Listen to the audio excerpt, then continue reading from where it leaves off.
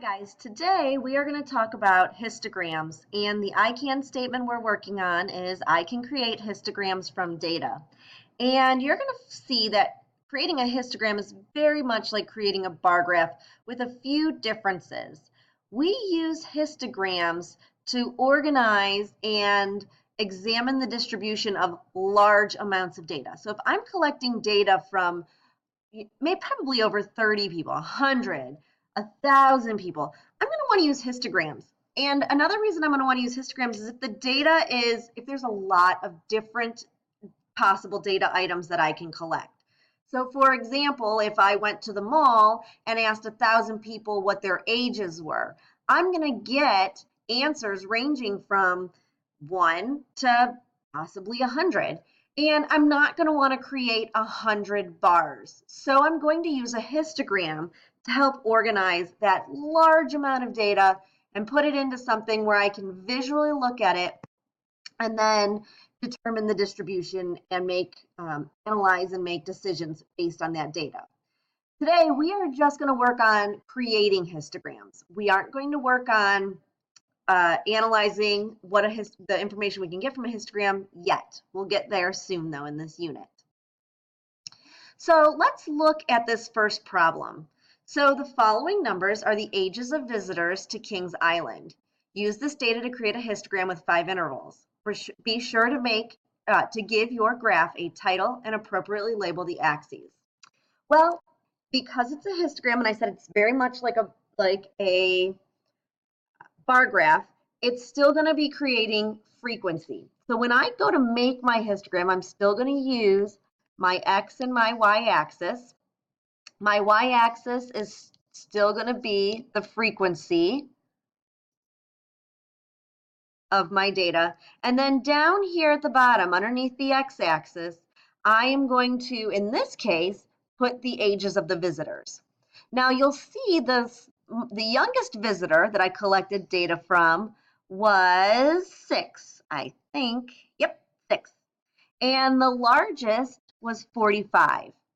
So technically, I could make a bar graph that has a bar for 6, 7, 8, 9, 10, 11, 12, but that would be silly because there aren't very many or any repeats. So that would just be a ton of bars that only go one high. So instead, let's make a histogram with 5 intervals. Now, intervals are little tiny spreads of the data. So in this case, I need to go from 6 to 45.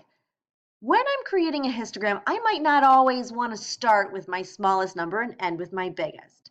So let's round it out. Let's do groups of 10. That means I would start at 1 and end at 50. Now, it said to make 5 intervals. Intervals are little groupings of data that are the exact same size. Now, I'm not talking about size as far as frequency. I'm talking about size as far as spread of the data or little tiny ranges of the data. So for example, here, if I'm starting at 1, I might go 1 to 10. So I would count all of the visitors who fall within that range of 1 to 10. 1, 2, 3, 4, 5. There are 5 of them. My next interval has to start after 10. I'm going to start it with 11. And it's going to have to go the same spread as 1 to 10. So if I do 1 to 10, I'm thinking 1, 2, 3, 4, 5, 6, 7, 8, 9, 10. That means I have 10 possible ages in that interval. So my next set has to have 10 possible ages. Well, let's count. 11, 12, 13, 14, 15, 16, 17, 18, 19, 20. So 11 to 20. And a lot of times, especially if you're doing big range or, ranges like of 10 and things like that, you're going to start to find patterns in this data. So keep an eye out for that. All right, so how many people fall in the 11 to 20 age range? 1, 2, 3, 4, 5, 6, 6. Okay. After 20 comes 21. So I'm going to have my next interval 21 to 21, 22, 23, 24, 25, 26, 27, 28, 29, 30. 21 to 30. And in that age range, I have 2 people. After 30 would come, hold on, sorry about that. After 30 comes 31 and 30, I'm going to go 31 to 40. Okay. And I'm going to go back and I'm going to count who falls into that 31 to 40. Just one person. After 40 comes 41 to 50. And I only have one person in that age range too. These frequencies here are now going to determine the height of my bars in a histogram.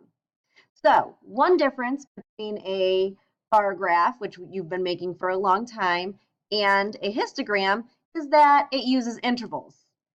Let's look at the next difference between these two types of graphs.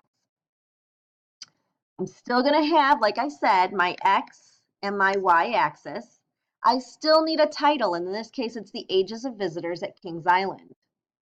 Now, as I mentioned earlier, my y-axis is going to be labeled with the frequency or the number of people in that age range, and my x-axis is going to have my intervals, or in this case, the ages of these visitors. So let's number it. I'm going to put down here, instead of having individual numbers, I'm going to write my intervals down on my x-axis. And frequency, in this case, I can number it by 1. Okay, my scale can be 1. All right, so thinking back, the number of visitors that fell in the range 1 to 10 was 5. The number of visitors that fell in the range of 11 to 20 was 6. So look at my bars. Notice the difference. In a histogram, because the data is continuous, there's really no breaks. You're not 10 years old. Next age you become is 11.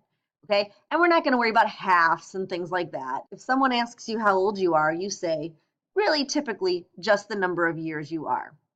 All right, remember from 21 to 30, we had 2 people fall in that category. We had 1 person fall in the category of 31 to 40, and 2 people fall into the interval of 41 to 50. So another difference is that because my data is continuous, my bars must always be touching, unlike in a bar graph where we leave a little space. So we'll talk about how we analyze this later, but let's try making another one. Give it a shot. Look at this data.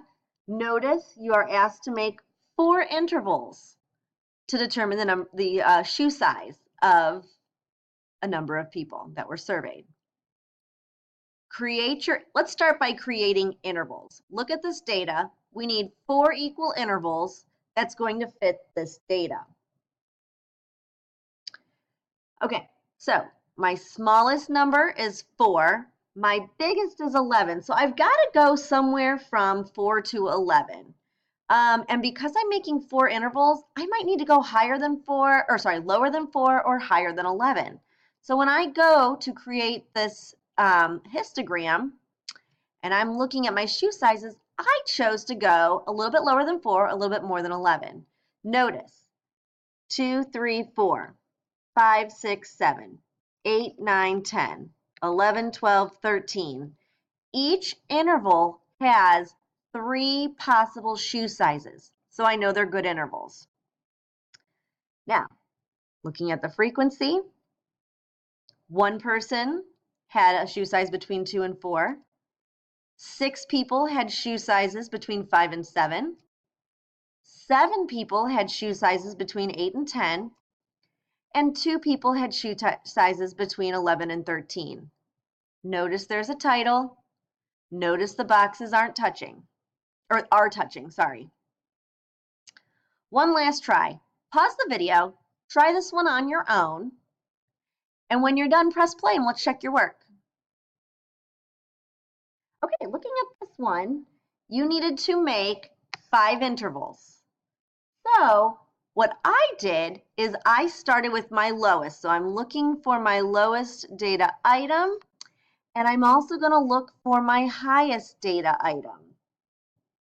Okay, so I need to go somewhere between 128 and 166. Now, like I said, if you can go by tens or fives or hundreds, something easy like that, I would do it. So let's do by tens.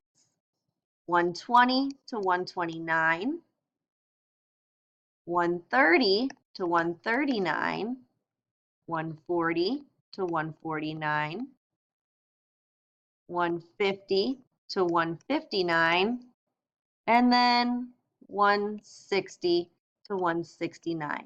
Now, if you did 121 to 130, that's fine. You could do that. 131 to 140, that's great. This is just another way to look at it, okay? So 120 to 129, I have one person fall in that category. 130 to 139, I have 1, 2, 3. 140 to 149, 1, 2, looks like just 2. 150 to 159, 1, 2, 3, 4, 5. And then 160 to 169, I have 1, 2, 3, 4, 5. Okay? So when I go to make my histogram with my X and Y axis, I've titled it. Frequency goes on my Y-axis. What I'm measuring, in this case height, goes on my X-axis. And don't forget to include your intervals. And now and my frequency, my numbers. And now I make my bars, making sure that they are all touching. Okay, we're done with this video. You can go back and watch any part of this video as many times as you need to, or you can watch the whole thing. But don't forget to WSQ in your notes, and I can't wait to have a conversation with you.